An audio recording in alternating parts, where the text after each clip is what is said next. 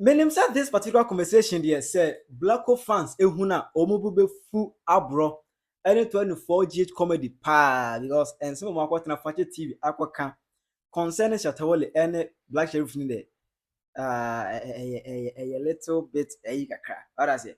But omu we say who is Blaco to be compared to Shatta Wale? Black Sherif no obada bay or ye nipa bay ntino modernate to Shatta Wale one god modernate no ejino Abro and 24G comedy abe fire critic in a hard way. I Penyah block media. Mesra say any day. Obe like video no ada o subscribe button na be click notification and connect latest update. Na be chere wa adwende ama me e wo comment. Mesra say obaso a. No she video mo ni aso enya bi ahwe. It doing say concerning the issue of Shatta Wale and Black Sherif. I'm unfortunate say there is an ongoing beef between them. Ebekaya Nancy about 3 days ago, Anna Black Sherif drop a Iron Boy album. I just say in that Iron Boy album, there was some musical line be on you nimua. I'm unfortunate saying where there a straight bullet to Shatta Wale. What I say? Emma social media there about the buy and now my for trending you no a busy Shatta Wale Emma reply. Black Sherif because Black Sherif are true straight bullet. The first one money didn't interest anyone. Now tell you no lyrics na and 7 more. Only one like kasa it be reply. Yes, now man for trying say and can escalate conflict beef between Shatta Wale and Black Sherif. So far as Iron Boy album air concern. But interestingly, Shatta Wale suba Twitter make it post on Twitter say if you follow Ghanaians, you even got things say God be your enemy. So the Ghana for one which here. Obejini say nyame kwa wo your tamfo. Chale, do your thing. The fact that I didn't hear Shatta Wale this, Shatta Wale that's me there. I know say me, it no be me. Ain't telling me I dey support you, make you do your vibe. What I say, do your thing. Forget to be at least Ghana for win, Ghana 2 for win. It let's vibe. Later, Allah Shatta Wale like I post the Iron Boy album not to the Twitter page. And I just make you all go stream this, album. That's what I'll be throwing the support cry for Black Sherif. Or the prove say there's nothing going on between him and Black Sherif. It is social media for a certain agenda. Now, this as soon as I tell back as a social media, so I'm for air transit, you're a coward who's through because your career is dead. I'm not for class say Shatta Wale now, no, Wabeya blogger. We say I think we're YouTube podcast, or there be our TV. It's not possible you join your on the career and you now just about social media, you are a blogger, a whole lot. And when at 24G comedy, any Abro, 24G comedy, or your content creator, or a TikToker is also critique content across all social media accounts. So, Nimuna, all on the boy, and you movie.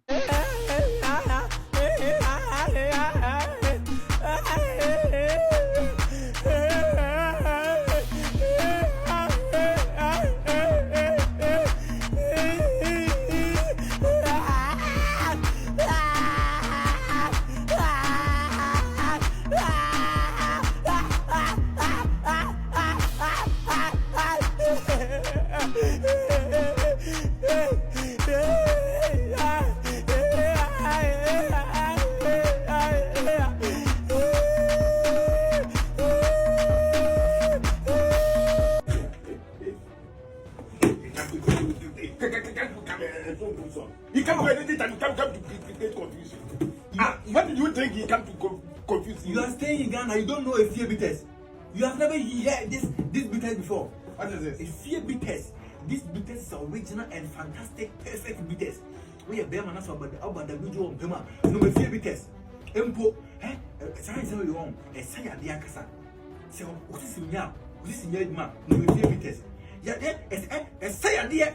My class, the piano swear. Lumbi, a use this mama my jet. The fear bitters. I think you're 18 years old. Will be when you swear. Will be a man about to force swear.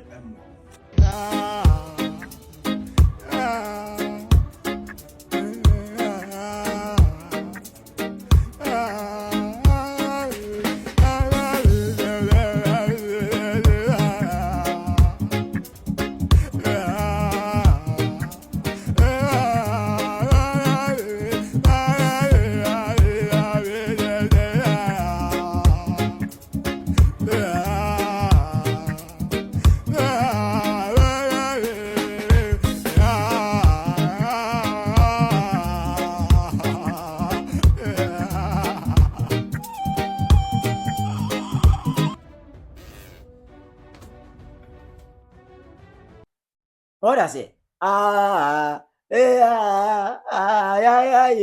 you will in fact are trending papa TikTok and you will at trending pa. On the Abro so pa Shatta movement anymore or one of their PROs. What I say? Or one of the commanders in Shatta movement. Abro, editing cancers and which them say Ejuma Shatta Wale abon. Black Sherif onye mu quarter. Ejuma mo trust them the Black Sherif compare Shatta Wale India. Munyai ne connection ne de ne say sisi ano unse Black Sherif Shatta Wale hu say okokana masa enye we utuwe Sarkodie advice ma on one bo wudi say Shatta Wale advice there's that but catch you say too much seeking too much attention is like a chronic disease. You got to know say yewa and I yapono gbe na abu one bo wudi say Shatta Wale wu ye gbe na abu oye na hu say yewa I don't know Black Sherif about so yeah a cowboy from AliExpress open so say yambo wudi nti say ni say oh what was akwane ni modu because now the boy no ya sign on no akwane che say ya signing on levels bia enia no share brand ya branding ya signing now or you all runway no so or church ade ni ade like you know NTN no shawale for no they just got it Kesi be critical o say ade akwane chimukwa for mo Abro. What do you have to say about that? Because I'm very confused. I think say ohene kasa ya na chia me chichiri on kasebi. And two chichi. Shatta Wale akasa and we're making it clear say Blaco on share juma no ye no. No njai the route mu kano no mprimbre because you know what I would prefer say this young guys omo be me omo Blaco be mu na bandana kura ba ko Shatta Wale kura sa ba hiti asa no be mu so on take your advice no we are looking say some of us on TV the radio no me man be 60 years no na ke be me wo fie be 5 Okay. that is my dream at least wait be Blaco hospital ko go so dia che that is my dream and you know amen ntine mimi pa ebo ne senka Blaco mu so wo ye bibia Shatta musika na ko duru level omo ko njapade omo ye na kama se bi ebedu kono nso no estate houses akese bi Blaco dia but when you listen to this could you said you need to say me TV ya oh I'm telling you But how more do time could you said we share the physical need to time need na say mum dia no oh the be come me age me say we share the physical upa invite no me tell say from two teams nja wo wuti so chan ne kojo sha you said it I said me ni tea na say me dia 1.5 the quarter kakrabon na ne ti e wo ne ti ana egu na ti me say wo hun ye Abro de modu pa me tawo ni suntra ma me tell ya de wo say abetie mu odu si fufu. You see, all that we are saying is say, Emma Blaco, Emfa, he should go forward, look straight, and do his business. Okay. Because Shatta Wale say, so you should stay away from these agenda sectors. Because you know, Blaco is true. I don't not do maybe a Shatta no. Oh, but Blaco is everywhere. He's international now. You see, in case we're international. See, me say, baby, a Shatta Wale free. Ni baby obe do no. Blaco nyam do. e take Shatta Wale say no. Jam see, and money man go me setting it down. You see, no, some people don't have that heart now come once a month. On between ejina to say, ye money Shatta line no. You do kind of sempe, no na be mebu. Imagine Shatta Wale. So you be to say, din for boys in Blaco janyum. O men Shatta baby a. Ninka sem kran o sending bullet to Yapono. So he is only advising Black Sherif say, media who can't make me account. This one person me keep it to say that boy me dinner here. Oh, when say Blaco in India, you are mentioning Sarkodie. You are mentioning Stone Boy. At least, Yapono. Ah, now see a ton more. I was say, Queen. Ah, I told more. I was say, fried rice and dollar for Queen. What we are saying is say, fire Yapono to turn for the funny story. Young first Sarkodie and son of say, Sarkodie, any Shatta Wale. Everybody knows say, Omo story. Young kakran na aba. Blaco ni Shatta Wale ni story dia. People are just pushing him. No more casting be. One change you mistake. You know Shatta. Oh tia. Ono ka say me ba me mba nko o. O ma me na be fro tufu.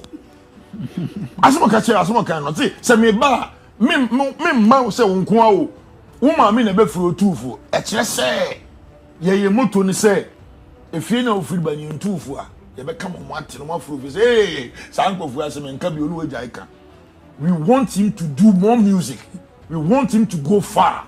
That is why young person ye be kasa no. But so man game setters no. Omo ya na se bia na no tra. Border no ye be tum. You tum no matter your contract, no matter your whatever. Say SM movement to border no more. Waso be hye bibia. On se Sarkodie ko twani ti o share chat say you be twam ti furu. You buy me tin you. Ono na de be chiro bi am say asem bia. So we are saying oh yeah. Oh the video was there. Shatta no say principalities me. Ba me hu. On na just say. Oh video na. Ono no ya me for them say. I say me ti style bia makoy blind to say oh we dey.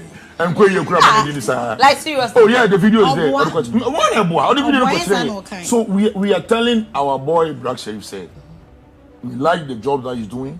We wish na me de be ko enim na we nyanya ma papa onim no mu. Na ye o mo e be cho no so aye bia konongo album bi no the boys be konongo abim ma figu kumasi kakra. That's what we are looking for. E mani ntiate because ye ne ho bon dada. Nti boko na uta ye de ho kan be fu oh sister no madam impatient and we from Abonia. Thank you very much. We are nguneni nti dem tiam kan na de asem ye daga ye fa that's it. We from Abonia better na ye ho kan na de afredi amount, so he should be at his place, do his music. Sisi ye de anu to me Ewurade adom amanfo we say we want betterment for the boy. The person boy ko ni ye yam penny bonny and yes sir I know be the $3.70 million akoto powder 5 6 okay video na dwaguno do say Shatta did it I no question no that be you start to go to Sarkodie was black sorry me tie me twa hu ni say no so I don't go na bue Shatta ne di kan ko oh video no o si bra me tie me twa no hu so say dey training we dey umpa o that you had a sometimes be go aside because you hardly hear what they are saying. Exactly. What's the way voice in no Shatta dey gina ho no I know. Ade bi e for Shatta Wale hu bia minimum If you need to be kind na no be kind no bro do o mi tin say e tell to the why you dey fa sa no the channel dem you know ye we video no lie, so all that we saying say ye Black Sherif yesere no on focus on djuma no ye no if say ban critical say or the nyum kra ba na say movement ye dede won the man we can do to support him na mum so on my boys bi gina na say bi o ye mistake Charlie you get there too. If you say my same no na you down here no so ase for Shatta Wale I send be a Shatta catch him last year I feel me won say no crow o say be do baby no hu e be yi nwan ne film ponchim man tiase sisi an me won say o yi nwan ni na film ponchim be better root me say that na we dey on yan reply no o to ya ponchim o feel no there are some people when they talk again, you're not going to mind them. Because at the end of one year, say Ghana Hana 1 year, you're Joe African, you know. You're saying you're Obia on the whole world on a game no leader or sit with your mama, one African, you could even if Vascata is saying Shatta Wale, the whole Africa dance walking out. Why no be kase be you know? You know. Who be kase be you you understand me? I so understand. Shatta is getting to a point Sisiano Sika ba Bisajuwe we don't use air condition. No be fun again no. The money come, scanner ba, scan so ba o relax. We ba. Now what to Range Rover. Now what do ba now Range Rover they didn't see be home. Ti we abo create switch na dey balance. This is what we are looking for say obi anso money ba nya bi na nya say wo be ya na wakwa ko pira na afi we do to Range Rover. We so we see be ya dey. 814GH eso ebisom ena wo kire se Ghana no wahwedin ehun se obi starte na alright kakra bi onya exposure kakra no onya shine kakra bi ba pe beze killers for agenda boys a starte edene compare guru bi a owo game ni mu dada beze sha no mu dia boni ba kona opeja ne form eji ade omo ye ne dia enye na nukure mu pa de Shatta Wale you can't compare Black Sherif to Shatta Wale ontimi fa Shatta Wale Black Sherif emeto to ne da NAC 24 Mami. Na say dem person so chawa dwon koma edushi. I'm the yam crash me. You wash and some are broken. Shall I drink? Nigga answer competition and yet a dozen too much. You have to be able to beat my. What I say, you don't have to compare yourself to somebody. What I say, and you know, me when you say Shatta Wale or Blaco, one you be good, but the emphasis the Indian said the day said Emmanuel because Shatta Wale there, and then Shatta Wale. Any pan na tete cassette ni bi. And then Watch a pop. Papa ni cry there by. Penyah shame. What I say, but as a Ghana no, as we be a trend Caribbean, never say. Cassette no play be. Oh, my home be the bat. 24 so join. No, me be answer. Sir, now go More home. 24 years. What 24? Sure. I feel I'm 25. Oh, say me na phone. What I know. Guys. So, in Jaguars Ghana, I said, we be na so nya trend kakra. I said, I from a video no the GH pocket there so to nchen. I said, oh yeah, comparison me pesa. What I say? Sad na show respect. We hit kakra na pesa no compare obi a. What I say? Anya fe, engine am no to one sa no no because how comes all the Blaco be compare Shatta Wale. What I say? Anya fe. Nti no Ghana ni say yes. No. Enye possible. It is any wode Toyota 2010 model ebe to Escalade 2025 model. It makes sense. So just say obia woni lemu, but you can never compare Black Sherif to Shatta Wale. And say me wadwen kire and say 24 GH comedy any Abro akokasa. Awu nyina kire say you can never compare Black Sherif to Shatta Wale. In every aspect of music, you can't. What is your view and what is your take on that? Tell your mama comment section. I hype in your blog media.